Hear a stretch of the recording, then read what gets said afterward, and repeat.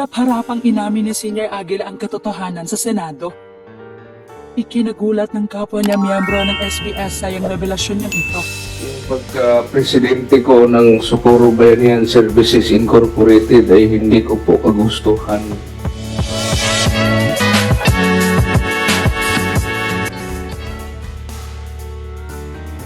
Tinuro na nga ba niya kung sino talaga ang tunay na utak ng kanilang grupo?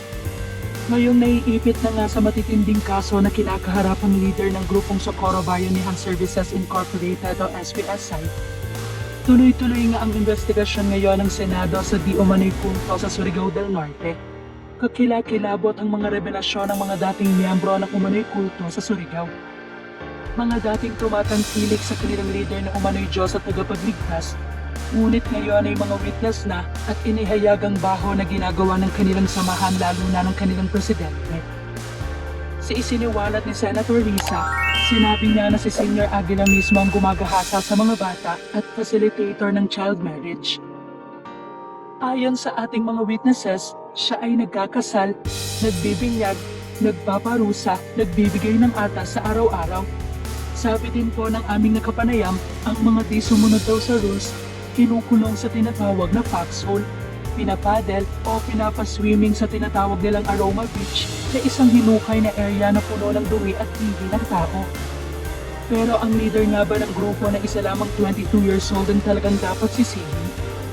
Ayon sa naging revelasyon ni Senior Aguila sa Senado, yung pagka-presidente ko ng Socorro Bayanihan Services Incorporated ay hindi ko po kagustuhan. Yung kung hindi lang dahil sa aming presidente na si Rosalina Taro, hindi ako tatanggap. Kaya naman hiling ng leader na si Jayden Esquilario ay pakinggan siya dahil hindi niya daw magagawa ang mga paratang sa kanya. Bata pa daw siya at hindi nga daw siya nakapagtapos ng pag-aaral.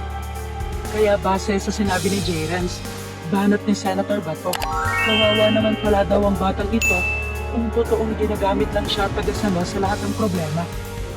Para rin sa ilan may mas malakas at maimpluwensya umano na totoong nasa likod ng umano'y kulto. Marami ang hindi makapaniwala na isang 22 years old at 17 years old lamang noong ihalal na bagong leader ang ulo ng dinabatiko sa grupong ayan.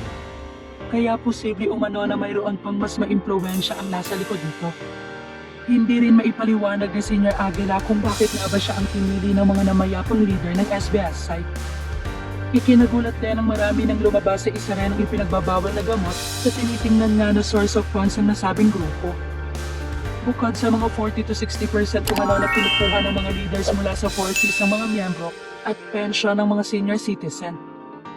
Dahil ang mga naunang leader nila ay pumanaw dahil sa pagkakasangkot umano sa droga.